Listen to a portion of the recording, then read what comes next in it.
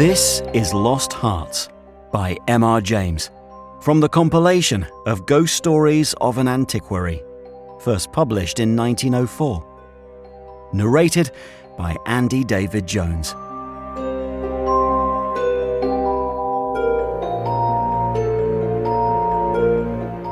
It was, as far as I can ascertain, in September of the year 1811 that a post-chaise drew up before the door of Ashwarby Hall in the heart of Lincolnshire.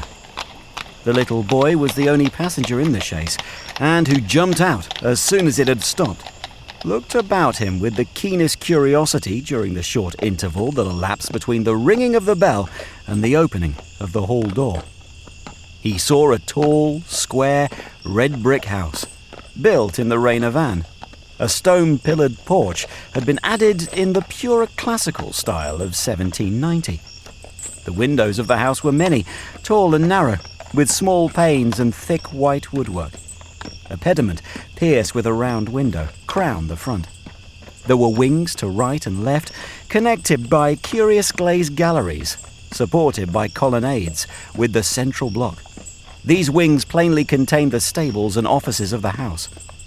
Each was surmounted by an ornamental cupola with a gilded vane. An evening light shone on the building, making the window panes glow like so many fires. Away from the hall in front stretched a flat park studded with oaks and fringed with firs, which stood out against the sky. The clock in the church tower, buried in trees on the edge of the park, only its golden weathercock catching the light, was striking 6, and the sound came gently beating down the wind. It was altogether a pleasant impression, though tinged with the sort of melancholy appropriate to an evening in early autumn that was conveyed to the mind of the boy who was standing in the porch waiting for the door to open to him. The post-chaise had brought him from Warwickshire, where, some 6 months before, he had been left an orphan. Now, owing to the generous offer of his elderly cousin, Mr. Abney, he had come to live at Ashwarby. The offer was unexpected, because all who knew anything of Mr. Abney looked upon him as a somewhat austere recluse, into whose steady-going household the advent of a small boy would import a new and, it seemed, incongruous element. The truth is that very little was known of Mr. Abney's pursuits of temper. The professor of Greek at Cambridge had been heard to say that no one knew more of the religious beliefs of the later pagans than did the owner of Ashwarby. Certainly in his library contained all the then available books bearing on the mysteries, the Orphic poems, the worship of Mithras, and the Neoplatonists. In the marble-paved hall stood a fine group of Mithras slaying a bull, which had been imported from the Levant at great expense by the owner. He had contributed a description of it to the Gentleman's Magazine, and he had written a remarkable series of articles in the Critical Museum on the superstitions of the Romans of the Lower Empire. He was looked upon, in fine, as a man wrapped up in his books, and it was a matter of great surprise among his neighbours that he should ever have heard of his orphan cousin, Stephen Elliot, much more than he should have volunteered to make him an inmate of Ashwarby Hall. Whatever may have been expected by his neighbours, it is certain that Mr. Abney, the tall, the thin, the austere, seemed inclined to give his young cousin a kindly reception. The moment the front door was opened, he darted out of his study, rubbing his hands with delight. "How are you, my boy? How are you? How old are you?" said he. "That is, you are not too much tired, I hope, by your journey to eat your supper?" "No, thank you, sir," said Master Elliot. "I am pretty well." "That's a good lad," said Mr. Abney. "And how old are you, my boy?" It seemed a little odd that he should have asked the question twice within the first 2 minutes of their acquaintance. "I'm 12 years old next birthday, sir," said Stephen. "And when is your birthday, my dear boy? 11th of September, eh? That's well. That's very well. Nearly a year hence, isn't it? I like to get these things down in my book. Sure it's 12? Certain?" "Yes, quite sure, sir." Well, Take him to Mrs. Bunch's room, Parks, and let him have his tea, supper, whatever it is." "Yes, sir," answered the staid Mr. Parks, and conducted Stephen to the lower regions. Mrs. Bunch was the most comfortable and human person whom Stephen had as yet met in Aswarby. She made him completely at home. They were great friends in a quarter of an hour, and great friends they remained. Mrs. Bunch had been born in the neighbourhood some 55 years before the date of Stephen's arrival, and her residence at the Hall was of 20 years' standing. Consequently, if anyone knew the ins and outs of the house and the district, Mrs. Bunch knew them, and she was by no means disinclined to communicate her information. Certainly, there were plenty of things about the Hall and the Hall gardens which Stephen, who was of an adventurous and inquiring turn, was anxious to have explained to him. Who built the temple at the end of the Laurel Walk? Who was the old man whose picture hung on the staircase, sitting at a table with a skull under his hand? These and many similar points were cleared up by the resources of Mrs. Bunch's powerful intellect. There were others, however, of which the explanations furnished were less satisfactory. One November evening, Stephen was sitting by the fire in the housekeeper's room, reflecting on his surroundings. "Is Mr. Abney a good man, and will he go to heaven?" he suddenly asked, with the peculiar confidence which children possess in the ability of their elders to settle these questions, the decision of which is believed to be reserved for other tribunals. "Good? Bless the child," said Mrs. Bunch. "Master's as kind a soul as I ever did see. Didn't I never tell you of the little boy as he took in out of the street, as you may say this 7 years back? And the little girl, 2 years after I first come here. No, do tell me all about them, Mrs. Bunch, now, this minute." "Well," said Mrs. Bunch, "the little girl I don't seem to recollect so much about. I know Master brought her back with him from his walk one day, and gave orders to Mrs. Ellis, as was housekeeper then, as she should be took every care with. And the poor child hadn't no one belonging to her. She telled me so her own self, and here she lived with us, a matter of 3 weeks it might be, and then, whether she were something of a gypsy in her blood or what not, but one morning she out of her bed afore any of us had opened an eye, and neither track nor yet trace of her have I set eyes on since. Master was wonderful put about, and I had all the ponds dragged, but it's my belief she was had away by them gypsies, for there was singing around the house for as much as an hour the night she went, and Parks, he declare as he heard them a-calling in the woods all that afternoon. Dear, dear, odd child she was, so silent in her ways and all, but I was wonderful taken up with her. So domesticated she was. Surprise him." "And what about the little boy?" said Stephen. "Ah, that poor boy," sighed Mrs. Bunch. "He were a foreigner. Giovanni he called hisself, and he come a-tweaking his hurdy-gurdy round and about the drive one winter day, and Master had him in that minute, and asked all about where he came from, and how old he was, and how he made his way, and where was his relatives, and all as kind as heart could wish. But it went the same way with him. They're a unruly lot, them foreign nations, I do suppose, and he was off one fine morning just the same as the girl. Why he went and what he done was our question for as much as a year after, for he never took his hurdy-gurdy. And there it lays, on the shelf." The remainder of the evening was spent by Stephen in miscellaneous cross-examination of Mrs. Bunch, and in efforts to extract a tune from the hurdy-gurdy. That night, he had a curious dream. At the end of the passage at the top of the house, in which his bedroom was situated, there was an old disused bathroom. It was kept locked, but the upper half of the door was glazed, and since the muslin curtains which used to hang there had long been gone, you could look in and see the lead-lined bath, affixed to the wall on the right hand, with its head towards the window. On the night of which I am speaking, Stephen Elliott found himself, as he thought, looking through the glazed door.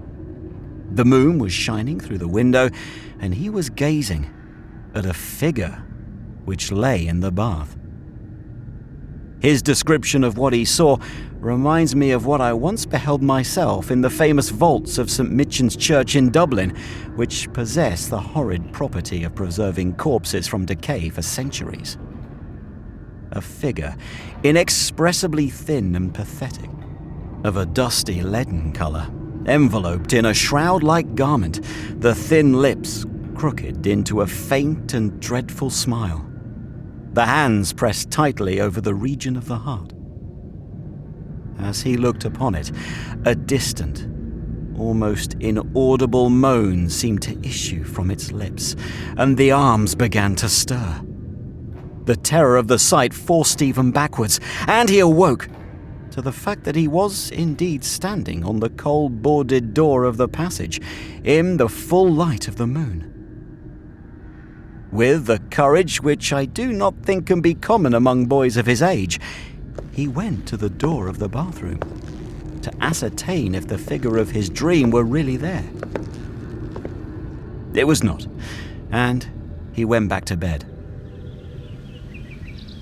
Mrs. Bunch was much impressed next morning by his story, and went so far as to replace the muslin curtain over the glazed door of the bathroom. Mr. Abney, moreover, to whom he confided his experiences at breakfast, was greatly interested and made notes in the matter in what he called his book. The spring equinox was approaching, as Mr. Abney frequently reminded his cousin, adding that this had been always considered by the ancients to be a critical time for the young, that Stephen would do well to take care of himself and to shut his bedroom window at night, and that Censorinus had some valuable remarks on the subject. Two incidents that occurred about this time made an impression on Stephen's mind. The first was after an unusually uneasy and oppressed night that he had passed, though he could not recall any particular dream that he had had. The following evening, Mrs. Bunch was occupying herself in mending his nightgown. "Gracious me, Master Stephen," she broke forth rather irritably. "How do you manage to tear your nightdress all to flinders this way? Look here, sir, what trouble you do give to poor servants that have to darn and mend after you." There was indeed a most destructive and apparently wanton series of slits or scorings in the garment, which would undoubtedly require a skillful needle to make good. They were confined to the left side of the chest, long parallel slits, about 6 inches in length, some of them not quite piercing the texture of the linen. Stephen could only express his entire ignorance of their origin. He was sure they were not there the night before. "But," he said, "Mrs. Bunch, they are just the same as the scratches on the outside of my bedroom door, and I'm sure I never had anything to do with making them." Mrs. Bunch gazed at him open-mouthed, then snatched up a candle, departed hastily from the room, and was heard making her way upstairs. In a few minutes she came down. "Well," she said, "Master Stephen, it's a funny thing to me how them marks and scratches can have come there, too high up for any cat or dog to have made 'em, much less a rat. For all the world like a Chinaman's fingernails, as my uncle in the tea trade used to tell us of when we was girls together. I wouldn't say nothing to master, not if I was you, Master Stephen, my dear, and just turn the key of the door when you go to your bed." "I always do, Mrs. Bunch, as soon as I've said my prayers." "Ah, that's a good child. Always say your prayers, then no one can't hurt you." Herewith, Mrs. Bunch addressed herself to mending the injured nightgown, with intervals of meditation, until bedtime. This was on a Friday night in March, 1812. On the following evening, the usual duet of Stephen and Mrs. Bunch was augmented by the sudden arrival of Mr. Parkes, the butler, who, as a rule, kept himself rather to himself in his own pantry. He did not see that Stephen was there. He was, moreover, flustered and less slow of speech than was his wont. "Master may get up his own wine if he likes of an evening," was his first remark. "Either I do it in the daytime or not at all, Mrs. Bunch. I don't know what it may be. It's like it's the rats or the wind got into the cellars, but I'm not so young as I was, and I can't go through with it as I have done." "Well, Mr. Parkes, you know it is a surprising place for rats, is the Hall." "I'm not denying that, Mrs. Bunch, and to be sure, many a time I've heard the tale from the men in the shipyards about the rat that could speak. I never laid no confidence in that before, but tonight, if I demean myself to lay my ear to the door of the further bin, I could pretty much have heard what they were saying." "Oh, there, Mr. Parkes, I've no patience with your fancies. Rats talking in the wine cellar, indeed." "Well, Mrs. Bunch, I've no wish to argue with you. All I say is, if you choose to go to the far bin and lay your ear to the door, you may prove my words this minute." "What nonsense you do talk, Mr. Parkes. Not fit for children to listen to. Why, you'll be frightening Master Stephen there out of his wits." "What, Master Stephen?" said Parkes, awaking to the consciousness of the boy's presence. "Master Stephen knows well enough when I'm playing a joke with you, Mrs. Bunch." In fact, Master Stephen knew much too well to suppose that Mr. Parkes had in the first instance intended a joke. He was interested, not altogether pleasantly, in the situation. But all his questions were unsuccessful in inducing the butler to give any more detailed accounts of his experiences in the wine cellar. We have now arrived at March 24, 1812. It was a day of curious experiences for Stephen, a windy, noisy day, which filled the house and the gardens with a restless impression.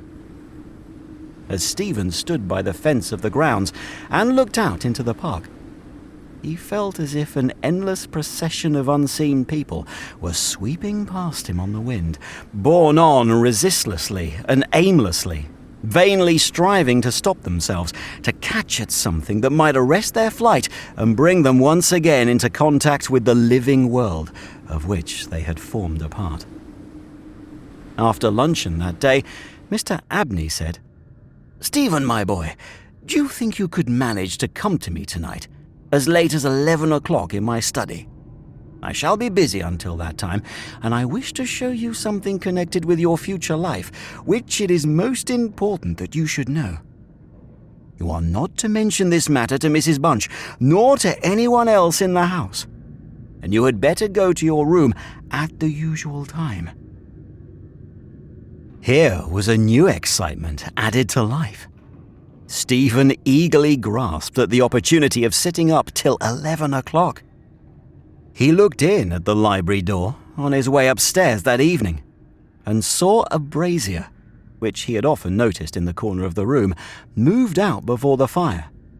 An old silver-gilt cup stood on the table, filled with red wine, and some written sheets of paper lay near it. Mr. Abney was sprinkling some incense on the brazier from a round silver box as Stephen passed, but did not seem to notice his step. The wind had fallen, and there was a still night and a full moon.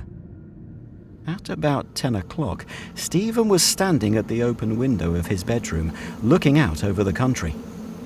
Still as the night was, the mysterious population of the distant moonlit woods was not yet lulled to rest. From time to time, strange cries, as of lost and despairing wanderers, sounded from across the mere. They might be the notes of owls or waterbirds, yet they did not quite resemble either sound. Were they not coming nearer? Now they sounded from the nearer side of the water, and in a few moments they seemed to be floating about among the shrubberies. Then they ceased. But just as Stephen was thinking of shutting the window and resuming his reading of Robinson Crusoe, he caught sight of two figures standing on the gravelled terrace that ran along the garden side of the hall, the figures of a boy and girl. As it seemed, they stood side by side, looking up at the windows. Something in the form of the girl recalled irresistibly his dream of the figure in the bath. The boy inspired him with more acute fear. Whilst the girl stood still, half smiling, with her hands clasped over her heart. The boy, a thin shape, with black hair and ragged clothing, raised his arms in the air with an appearance of menace and of unappeasable hunger and longing. The moon shone upon his almost transparent hands, and Stephen saw that the nails were fearfully long and that the light shone through them. As he stood with his arms thus raised, he disclosed a terrifying spectacle. On the left side of his chest there opened a black and gaping rent, and there fell upon Stephen's brain, rather than upon his ear, the impression of one of those hungry and desolate cries that he had heard resounding over the woods of Ashwarby all that evening. In another moment this dreadful pair had moved swiftly and noiselessly over the dry gravel, and he saw them no more. Inexpressibly frightened as he was, he determined to take his candle and go down to Mr. Abney's study, for the hour appointed for their meeting was near at hand. The study or library opened out of the front hall on one side, and Stephen, urged on by his terrors, did not take long in getting there. To effect an entrance was not so easy. It was not locked, he felt sure, for the key was on the outside of the door as usual. His repeated knocks produced no answer. Mr. Abney was engaged. He was speaking. What? Why did he try to cry out? And why was the cry choked in his throat? Had he, too, seen the mysterious children? But now everything was quiet, and the door yielded to Stephen's terrified and frantic pushing. On the table in Mr. Abney's study, certain papers were found which explained the situation to Stephen Elliott when he was of an age to understand them. The most important sentences were as follows. It was a belief very strongly and generally held by the ancients, of whose wisdom in these matters I have had such experiences as induces me to place confidence in their assertions, that by enacting certain processes, which to us moderns have something of a barbaric complexion, a very remarkable enlightenment of the spiritual faculties in man may be attained. That, for example, by absorbing the personalities of a certain number of his fellow creatures, an individual may gain a complete ascendancy over those orders of spiritual beings which control the elemental forces of our universe. It is recorded of Simon Magnus that he was able to fly in the air, to become invisible, or to assume any form he pleased by the agency of the soul of a boy whom, to use the libellous phrase employed by the author of the Clementine Recognitions, he had murdered. I find it set down, moreover, with considerable detail in the writings of Hermes Trismegistus that similar happy results may be produced by the absorption of the hearts of not less than 3 human beings below the age of 21 years. To the testing of the truth of this receipt, I have devoted the greater part of the last 20 years, selecting as the corpora vilia of my experiment such persons as could conveniently be removed without occasioning a sensible gap in society. The first step I effected by the removal of one Phoebe Stanley, a girl of gypsy extraction, on March 24, 1792. The second, by the removal of a wandering Italian lad named Giovanni Paoli on the night of March 23, 1805. The final victim, to employ a word repugnant in the highest degree to my feelings, must be my cousin, Stephen Elliott. His day must be this March 24, 1812. The best means of effecting the required absorption is to remove the heart from the living subject, to reduce it to ashes, and to mingle them with about a pint of some red wine, preferably port. The remains of the first two subjects, at least, it will be well to conceal. A disused bathroom or wine cellar will be found convenient for such a purpose. Some annoyance may be experienced from the psychic portion of the subjects, which popular language dignifies with the name of ghosts. But the man of philosophic temperament, to whom alone the experiment is appropriate, will be little prone to attach importance to the feeble efforts of these beings to wreak their vengeance on him. I contemplate with the liveliest satisfaction the enlarged and emancipated existence which the experiment, if successful, will confer on me, not only placing me beyond the reach of human justice, so-called, but eliminating to a great extent the prospect of death itself. Mr. Abney was found in his chair, his head thrown back, his face stamped with an expression of rage, fright, and mortal pain.